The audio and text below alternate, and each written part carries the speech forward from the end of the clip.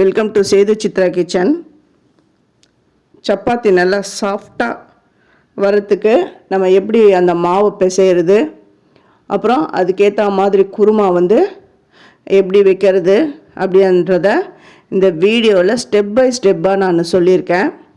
அதனால் நீங்கள் ஸ்கிப் பண்ணாமல் பாருங்கள். ஸ்கிப் பண்ணிங்கன்னா அப்புறம் சின்ன சின்ன டிப்ஸ்லாம் தெரியாமல் போயிடும். இப்போ அந்த சப்பாத்திக்கு எவ்வளோ தேவையோ அந்த அளவுக்கு நான் மாவு எடுத்துட்டேன். கோதுமை மாவு எடுத்துருக்கேன். கொஞ்சமாக உப்பு, அப்புறம் எண்ணெய் ஒரு 2 ஸ்பூன் நான் சேர்த்துருக்குறேன். இந்த எண்ணெய் இந்த மாவில் எல்லா இடத்துலையும் கோட் ஆகணும். அதுக்கேற்ற மாதிரி எல்லாத்தையும் நல்லா பிசைஞ்சு எடுத்துக்கணும். எடுத்துகிட்டு இதுக்கு தண்ணி கொஞ்சம் கொஞ்சமாக விட்டு பிசையணும்.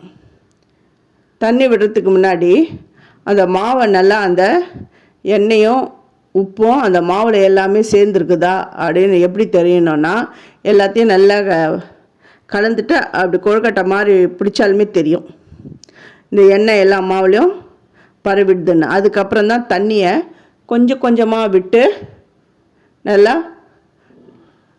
உருண்டை மாதிரி பிசைஞ்சு எடுத்துக்கணும். ஃபஸ்ட்டு இந்த கையிலலாம் அப்படி ஒட்டுற மாதிரி தான் இருக்கும்.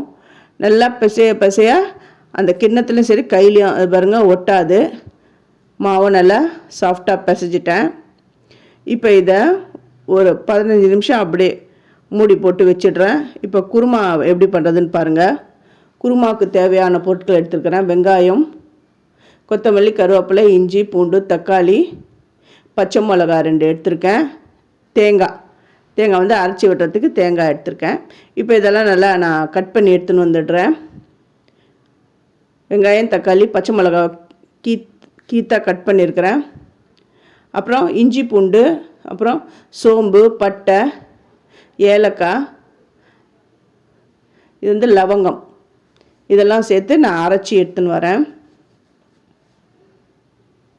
இப்போ ஸ்டவ்வை ஆன் பண்ணிவிட்டு குக்கரை வச்சுட்டு எண்ணெய் விடணும். எண்ணெய் கொஞ்சம் சூடான உடனே இந்த பட்டை, பிரிஞ்சி இலை, அன்னாசி பூ, மராட்டி மொக்கு, ஜாவித்ரி,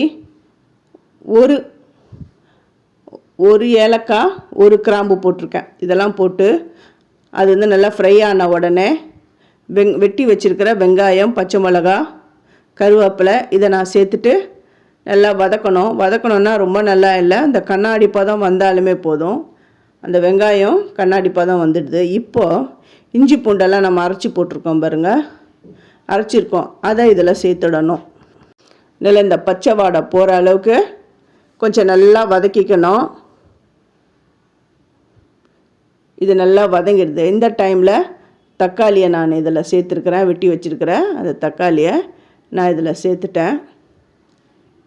இந்த தக்காளி நல்லா வதங்கட்டும். ஃபஸ்ட்டு என்னுடைய வீடியோவை பார்க்குறவங்க சப்ஸ்கிரைப் பண்ணலைன்னா சப்ஸ்கிரைப் பண்ணுங்கள். ஆல் என்ற ஆப்ஷனை தொடுங்க. அப்போ தான் நான் போகிற ஒரு வீடியோவுடைய நோட்டிஃபிகேஷனும் உங்களுக்கு காட்டும், உங்களுக்கும் யூஸ்ஃபுல்லாக இருக்கும்.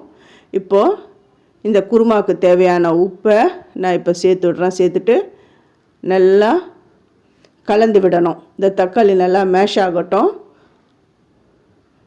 மஞ்சப்பொடி, காஷ்மீரி மிளகாய்த்தூள் ரொம்ப காரம் இருக்காது, ஆனால் கலர் கொடுக்கும். காஷ்மீரி மிளகாய்த்தூள் 2 ஸ்பூன் சேர்க்குறேன்.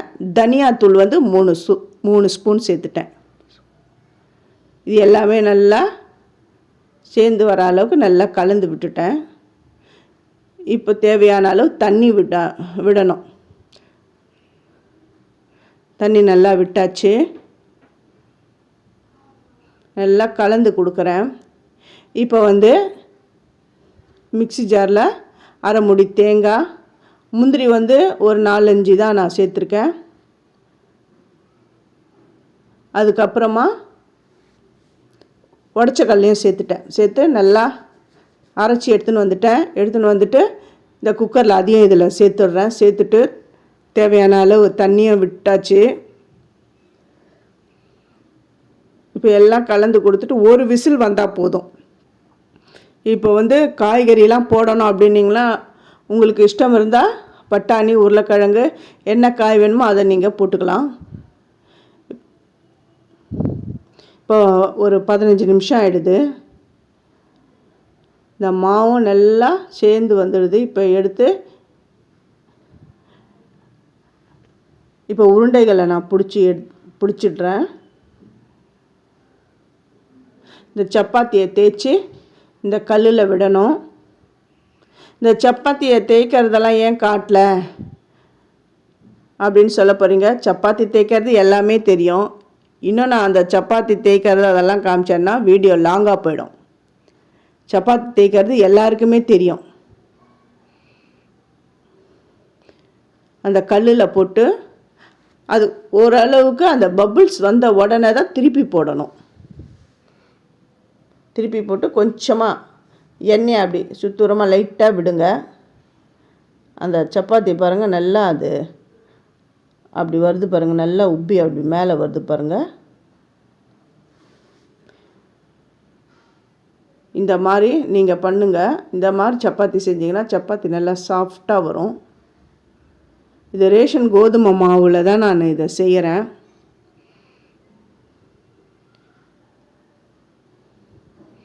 நல்லா சப்பாத்தி நல்லா வெந்துடுது பாருங்கள்.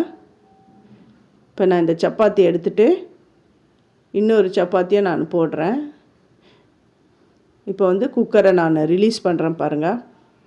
குருமா நல்லா ரெடி ஆகிடுது. நல்லா கமன்னு வாசனை வருது. இதுக்கு மேலே வெட்டி வச்சுக்கிற மல்லித்தழைகளை அதில் போட்டுடுறேன்.